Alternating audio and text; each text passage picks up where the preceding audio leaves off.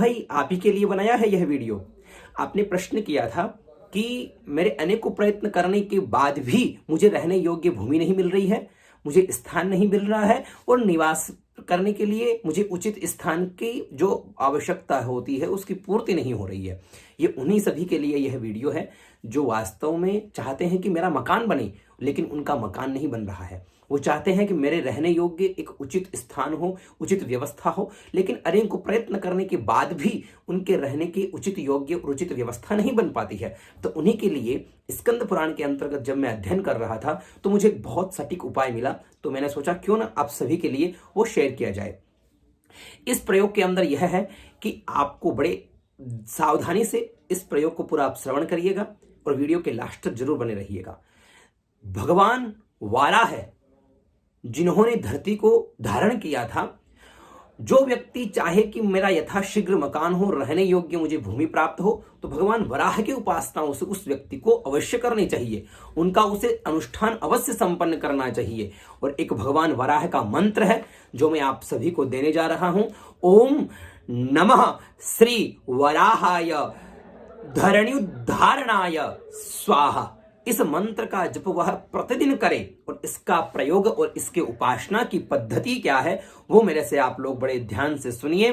कहा गया है कि किसी व्यक्ति को प्रयत्न करने पर भी निवास के लिए भूमि अथवा मकान न मिल रहा हो तो उसे भगवान वराह की उपासना करनी चाहिए। भगवान वराह की उपासना करने से और उनके मंत्र का जप करने से, उनकी स्तुति प्रार्थना करने से अवश्य ही उसके निवास की योग्य भूमि या मकान उसे यथाशीघ्र मिलने की संभावना है।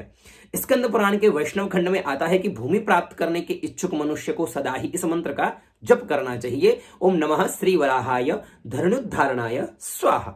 भगवान वराह के अंगों की कांति शुद्ध स्फटिक गिरि के समान श्वेत है। खिले हुए लाल कमल दलों के समान उनके सुंदर नेत्र है। उनका मुख वराह के समान है पर स्वरूप बड़ा ही उनका सौम्य है। उनकी 4 भुजाएं हैं। उनके मस्तक पर किरीट शोभा पाता है और वक्षस्थल पर श्री वत्स का चिन्ह अंकित है।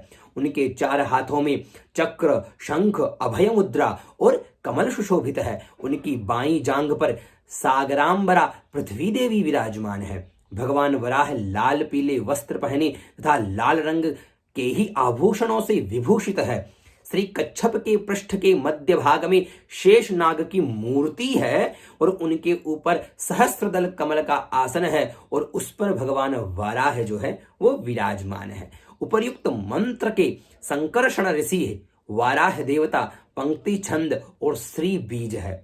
इसके 4 लाख जप करे और घी व मधु मिश्रित अगर खीर का वह हवन करे और अनुष्ठान को संपन्न करे 4 लाख मंत्र जप करके, तो उसे रहने योग्य उचित जागृत भूमि और अच्छा स्थान उसे प्राप्त होगा और उसका बहुत ही जैसे वो चाहता है उसके अनुकूल उसको रहने योग्य भूमि और मकान उसे प्राप्त होगा। तो ये जानकारी आपको कैसे लगी जरूर मुझे कमेंट करके बताइएगा और आप लोग किसी विषय को जानना चाहते हो तो वह भी आप मुझे जरूर बताइएगा।